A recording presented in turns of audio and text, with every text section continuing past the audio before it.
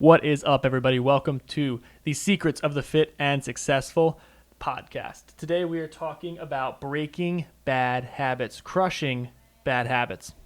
And let me tell you something, there's nothing that is going to more quickly throw you off track than having bad habits and not breaking them, not getting away from them.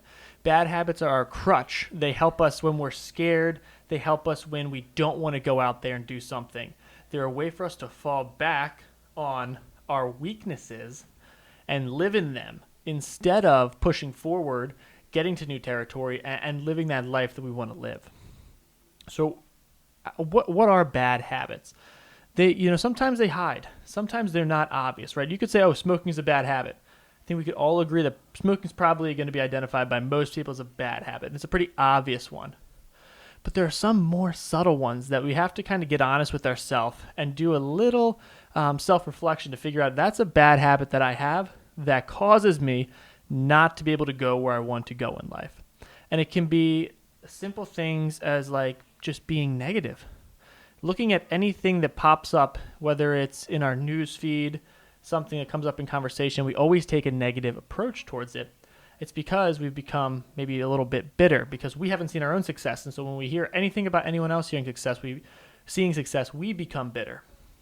So negativity, it can be self-doubt. It could be just listening to that inner critic. When you want to do something and the first thing that you listen to and give into is that little voice in your head that's like, oh, that's not for you. You can't, you're not, that's someone else will do that. Like, that's not us. Like, we're not the person who's supposed to do that. That right there is a terrible habit. Forget bad habit. It's a terrible habit of listening to that inner critic. So what we have to do first, if we're going to crush bad habits, if we're going to get away from all of this stuff that's holding us back, is you have to identify what the bad habits are. And not just maybe the ones on the surface, but dig deeper to what are the root causes, the root bad habits. We might be negative, but we're negative because we've continued to listen to that inner critic. We've continued to listen to the lies we tell ourselves. And that right there is the bad habit. And that bad habit will breed on itself and create more and more bad habits. And so if we can identify them and work them back to the source, then we're able to extinguish it at the source. Well, how do you extinguish it? In life, everything is based on reactions, right? Every action has an equal and opposite reaction. And so just like you have these bad habits, there are actions that we can take in this world that will directly correlate on that opposite spectrum to that bad habit. Or put more simply, we can do actions that directly counteract the negative of the bad habit with a positive stimulus. So let's say we're always listening to that inner critic. Whenever we have an idea, whenever we say, oh, I want to do something that would be cool, and our mind says, oh, that's not for you. You're not the guy to start a podcast. You're not the guy who goes to the gym. You're not the guy who eats healthy. You're not the girl who's confident. Things like that. What we can do is start taking actions to immediately combat that. And what's the easiest thing to do? Is just start saying no to the inner critic. Just start saying no. When he wants to pull you down, make you feel like, oh, I can't do this. I'm going to self-talk myself out of something. Start self-talking yourself into stuff. It doesn't even have to be something, it doesn't have to be anything in particular.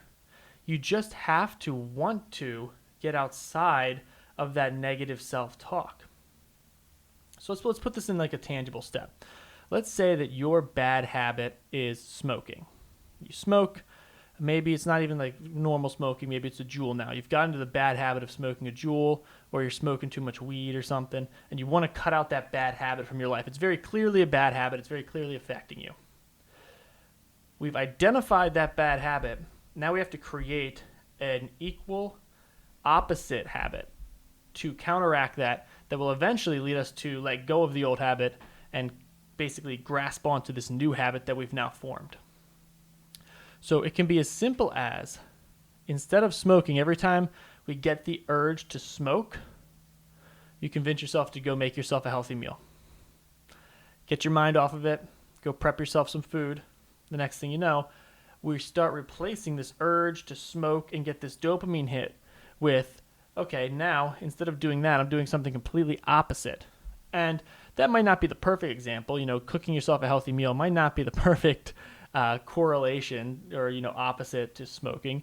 But that's where you have to start playing with it. You have to start identifying the negatives and figuring out for yourself, what is a positive that I can replace it with?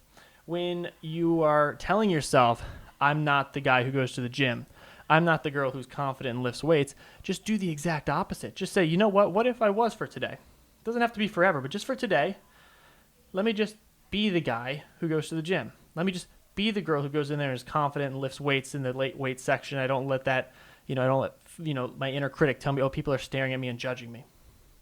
I just decide, I'm going to do it. And we start that. And the only way that this works is if you get to step 3. You've identified it. We start creating a new habit. And the third thing is you have to implement consistently. So you've identified, we've now created an offsetting habit, and now we're going to implement it consistently. I don't care about your emotions. I don't care about how you feel about it. I don't care if you're still motivated to it. I don't even care about results, right? Maybe you keep doing it and you're not seeing the results. You're thinking too short term. I don't care for 90 days how it makes you feel, how the results you're seeing, anything like that. I care that you stick with it because you said you were going to for 90 days. That is the minimum amount of time it's going to take for you to start forming a habit. And so if you can stick through it, whether or not you're feeling like it or not, and make it to the end of those 90 days, regardless of how you felt, regardless of maybe even the results you were seeing, you just stuck with it. You said, screw it, I'm breaking these bad habits, I'm implementing these new ones, and regardless of how I feel, regardless of if I'm seeing results or not, damn it, I'm doing this until the end of 90 days. Because I said I was going to, because I committed to it, you're going to see insane results. You're going to see at the end of those 90 days that you have fully formed a habit that offsets that once bad habit. Because we form habits for 2 reasons. One, chemically in the body, it's a dopamine hit. Checking our phones all the time, we get a message, right? Dopamine hit. Someone wants to talk to me. Really cool. Makes us feel good. Dopamine hit. Number 2, we form them to protect ourselves, right? Oh, I don't want to put myself out there. I'm afraid of being judged. And so I negative self-talk myself during everything because I'm worried about what someone's going to think. And so whenever I get an idea, whenever I'm like, oh, maybe I want to do a podcast. Oh, maybe I want to start going to the gym. Maybe I want to start cooking healthy. We immediately fall back on what do my relatives think? What do my parents think? What will my friends think? What will random people who see me think? Will I be judged? Are they going to make fun of me? And we let all this talk drive us away from that goal. And we're protecting ourselves because we're worried that we're going to be hurt. But let me tell you, this is the thing, guys. The only one hurting yourself is you. No one's thoughts about you, no one's opinion about you, even someone outright making fun of you, it's not going to hurt you nearly as much as you being scared and refusing to do the things you need to do to be better. So the sooner you can identify these bad habits that are holding you back, the sooner you're going to get to where you want to go in life and achieve the goals you want to achieve, because you're going to realize that no one holds you back as much as you hold yourself back. There is no one out there who is out to get you specifically and hold you back. You are the number one reason you are not successful, and too many people struggle to see that. And it's much easier, again, protecting ourselves, right? I don't want to take ownership for not being successful. I'm going to blame it on someone else. I'm going to blame it on the system. I'm going to blame it on, not having this or not having that. Here's the hard truth and reality. We can all be successful. We can all make it. Some of us might have to work harder than others, but if you put in the work, we can all achieve success. And that ownership of success is on you. That onus of success lies on you. And the minute you take full responsibility for that and you stop blaming other people is the minute you start making progress towards that, whatever your goal may be. It's not my fault you're not losing weight. It's your fault. I can be a coach. I can give you all the right things, but if you don't implement them, if you don't take ownership and say, this is my life and I need to get it together, then you're not going to change. And it's not my fault that you didn't change. It's your fault that you didn't change. Sounds tough, right? You're like, oh, I don't know if I like what he's saying all of a sudden. Yeah, that's the hard truth of really identifying a bad habit. It's identifying that we're keeping ourselves back. We're holding ourselves back because at our root, we're either scared or we're addicted to something.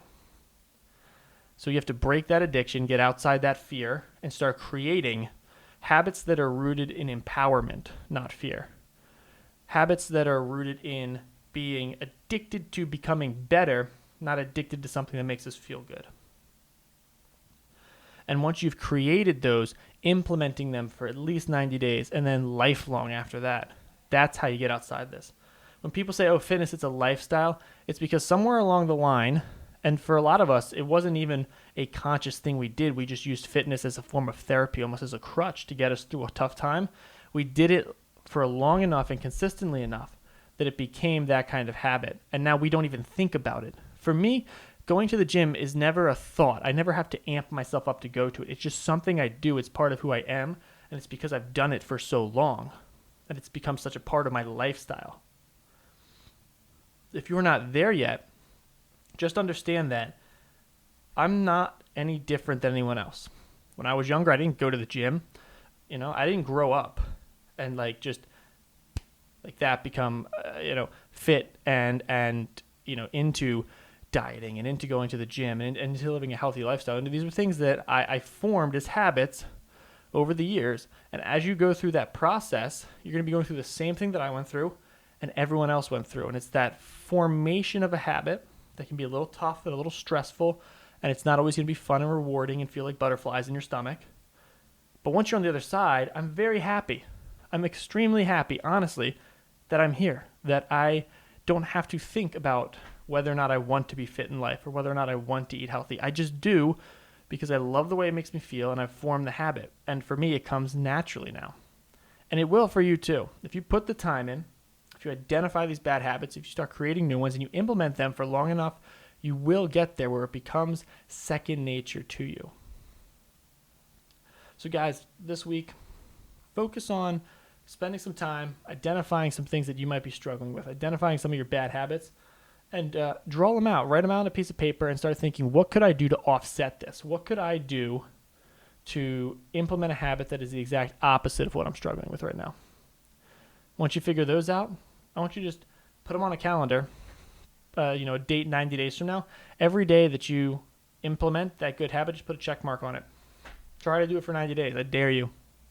If you can do it for 90 days and you don't see results, then, come and tell me to my face that I'm an idiot. But I guarantee if you do it for 90 days and you hit that check mark every day, you're going to be a different person in 90 days. It can be that simple. It can be that quick. There's not a lot of quick fixes in life, but this is one thing. If you're consistent, you can fix a lot of stuff very quickly by forming strong, powerful, empowering habits and replacing those old, fearful, addicting habits. That's it for today's podcast, guys. I hope you enjoyed. Make sure you hit that homework, and I will see you in tomorrow's episode.